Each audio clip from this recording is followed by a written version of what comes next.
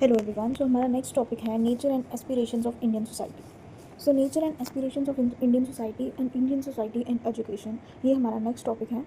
इसमें Indian civilisation के बारे में, इंडियन सोसाइटी के बारे में हम बताएंगे, फिर उसके कुछ एस्पिरेशंस के बारे में बताएंगे। सबसे पहले हम इंडियन कल्चर के बारे में या इंडियन सोसाइटी के बारे में डिस्कस करेंगे, फिर हम उसके आगे उसका नेचर, फिर उसके एस्पिरेशंस जो है वो डिस्कस करेंगे, ठीक है। और फिर हम इंडियन एजुकेशन या इंस्टीट्यूशन इम्प्लीकेशंस फॉर एजुकेशन, ये इस टॉपिक के बारे में पढ़ेंगे। सो फर्स्टली हमारे पास जो ये बहुत इजी सा क्वेश्चन है, बहुत इजीली हम इसको जो है एक्सप्लेन कर सकते हैं इसमें, ठीक है, क्योंकि आप इंडियन हो, आप इंडियन सोसाइटी के बारे में अच्छे से जानते हो। सो आप इसको बहुत आराम से जो है अपनी लैंग्वेज में भी एक्सप्लेन कर सकते हो। सो फर्स्टली आपको बता देना है कि जो इंडियन सिविलाइजेशन है या इंडियन सोसाइटी है, वो बहुत पुरानी सिविलाइजेशन है, बहुत पुरानी सोसाइटी है इन द वर्ल्ड। ओके। सो इसकी जो हिस्ट्री है वो बहुत लॉन्ग है, बहुत बड़ी इसकी पुरानी हिस्ट्री है। इसमें क्या है कि इंडियन हिस्ट्री में कई ग्रुप्स जो है different parts of the world में जो है एंटर हुए, फिर वो यहाँ पे सेटल हुए, ठीक है, और उन्होंने अपना सोशल कल्चर और एथनिक फीचर्स के साथ अपनी एक सोसाइटी जो है यहाँ पे क्रिएट करी, ठीक है। यहाँ कई जो different parts of the world से जो है कई ग्रुप्स आए, उन्होंने क्या करा, यहाँ पे एंटर हुए, यहाँ पे सेटल हुए और एक अपनी जो है इंडियन सोसाइटी जो है वो बनानी स्टार्ट कर दी। कई रिलीजियस ग्रुप्स आए, कई लिंग्विस्टिक ग्रुप्स आए, कई एथनिक ग्रुप्स आए, कई कल्चरल ग्रुप्स आए, जिन्होंने एक इंडियन सोसाइटी को बनाया।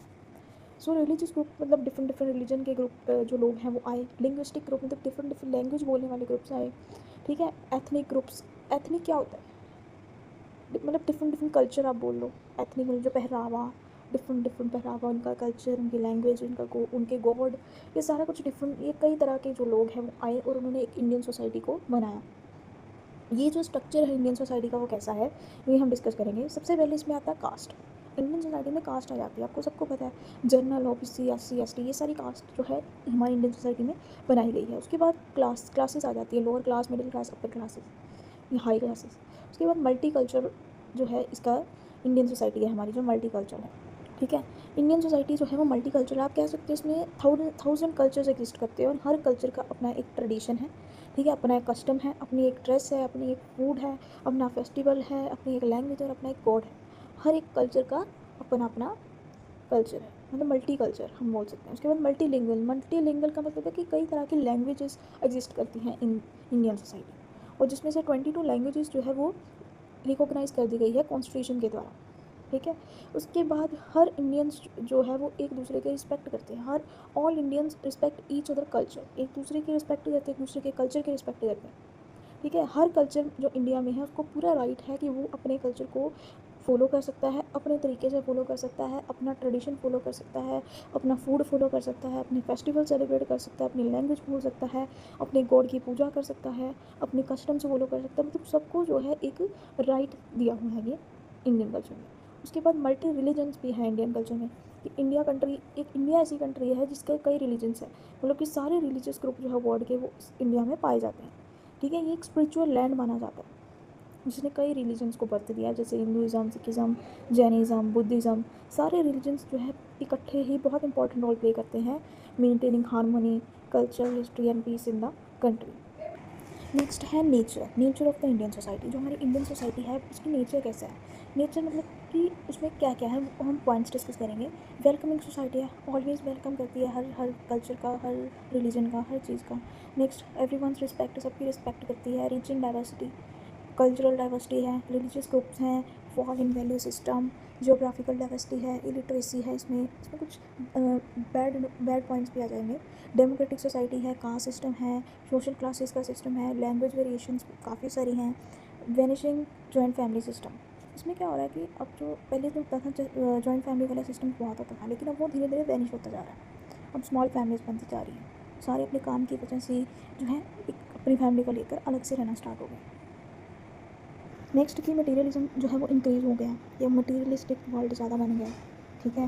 ह्यूमन फीलिंग्स वैल्यूज़ ये कम हो गई हैं, लेकिन मटीरियलिस्टिक ज़्यादा हो गई है। यहाँ पे मटीरियल से ज़्यादा प्यार करने लगे हैं लोग, पॉपुलेशन एक्सप्लोजन हो रहा है, ठीक है। तो ये नेचर आ गया। अब एस्पिरेशंस ऑफ इंडियन सोसाइटी आ जाएंगी कि एस्पिरेशंस क्या होता है, कि किसी भी चीज़ को पाने की इच्छा रखना, बहुत स्ट्रॉन्ग इच्छा रखना किसी भी चीज़ को अचीव करने की, a strong desire to achieve anything high और ग्रेट, ठीक है। एस्पिरेशन का मतलब क्या होता है कि इच्छा रखना, मतलब किसी भी चीज़ को पाने की इच्छा रखना हम एस्पिरेशन बोलते हैं। तो एस्पिरेशन ऑफ इंडियन सोसाइटी में क्या आ जाएगा कि हम इंडियन सोसाइटी में क्या पाने की इच्छा रखते हैं, मतलब क्या होना चाहिए इंडियन सोसाइटी में। इंडिया एक कंट्री है विद अ ह्यूज पॉपुलेशन, ठीक है। इंडिया एक ह्यूज पॉपुलेशन वाली कंट्री है, इसमें बहुत सारी वेरिएशंस हैं, ठीक है।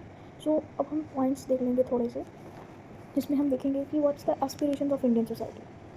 सबसे पहले देखा नेशनलिज्म होना चाहिए, दूसरा नेशनल सिक्योरिटी होनी चाहिए, सोशल सिक्योरिटी होनी चाहिए, पर्सनल प्रोटेक्शन होनी चाहिए, एवरीवनस वेलफेयर, मतलब सबका वेलफेयर का ध्यान होना चाहिए, रिलीजियस हारमनी होनी चाहिए, शांति होनी चाहिए रिलीजियस मैटर्स में, एलिमिनेशन ऑफ करप्शन, करप्शन खत्म होनी चाहिए, पॉपुलेशन कंट्रोल होना चाहिए, इकोनॉमिक प्रोग्रेस होनी चाहिए, एजुकेशनल प्रोग्रेस होनी चाहिए, इक्वालिटी होनी चाहिए, डिस्क्रिमिनेशन खत्म होनी चाहिए और सोशल जस्टिस होना चाहिए, and to follow the democratic value, democratic values को फॉलो करना चाहिए, ठीक है। आगे इम्प्लीकेशंस फॉर एजुकेशन आ जाएगा कि एजुकेशन से क्या होगा, इंडियन सोसाइटी पे क्या फ़र्क पड़ेगा, या इम्प्लीकेशंस क्या है।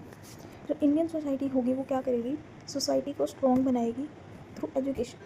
एजुकेशन से थ्रू जो है हमारी सोसाइटी स्ट्रॉन्ग बनेगी। स्पिरिट ऑफ नेशनलिज्म डेवलप होगी इंडियंस के बीच में थ्रू एजुकेशन। एजुकेशन के थ्रू इंडियंस जो है वो यूनिटी एंड लव का लेसन जो है वो सीखेंगे। स्टूडेंट्स जो है वो डेमोक्रेटिक वैल्यूज़ से अवेयर होंगे थ्रू एजुकेशन, ठीक है। एजुकेशन के थ्रू सिटीजन्स जो है वो राइट्स और ड्यूटीज़ का अवेयर होंगे, उन्हें पता चलेगा राइट्स क्या है, ड्यूटीज़ क्या है, लॉज क्या है, ठीक है। सोसाइटी जो है वो डेवलपमेंट के पाथ पे चलनी शुरू हो जाएगी एजुकेशन के थ्रू। सो ये जो है एजुकेशन का इम्पैक्ट पड़ेगा किसके ऊपर, इंडियन सोसाइटी के ऊपर। So these are the points. हम इसमें क्या पढ़ा कि नेचर और एस्पिरेशंस इंडियन सोसाइटी के क्या हैं, ठीक है। फिर हमने इंडियन सोसाइटी का स्ट्रक्चर कैसा है वो देखा। ये पॉइंट्स आप जो है अब जो है इसको पूरा एक्सप्लेन करके लिख सकते हो।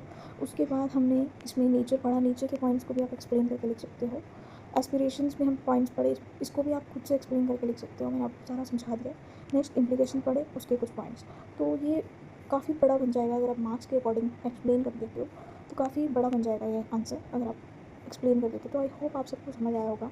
Thank you so much.